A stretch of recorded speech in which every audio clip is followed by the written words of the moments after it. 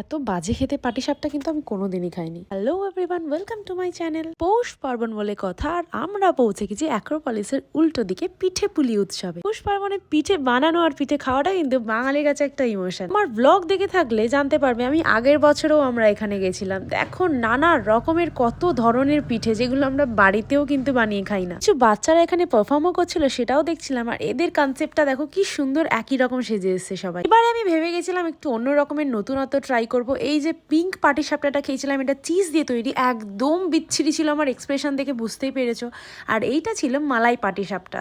ওর লুকটা দেখেই তোমরা বুঝতে পারছো যে কতটা টেস্টি হবে। আর আমার খেয়ে তো চোখটা পুরো ছানা বড়া হয়ে গেছে। আর লাস্টে একদম নিয়েছিলাম শাহি পিঠে, যেটা খেতেও কিন্তু অসাধারণ ছিল, মুখে দিতেই একদম গলে গেছে। আমরা কিন্তু মিষ্টি লাভার নই, কিন্তু এগুলোও কিন্তু ভীষণ ভালো লেগেছে। এখানে বেরোনোর সময় তোমাদের সাথে শেয়ার করে দিলাম কোন সিঙ্গার কবে আসছে। তো আর দেরি কেন, চটপট চলে যাও তোমরাও। তো চলো টাটা।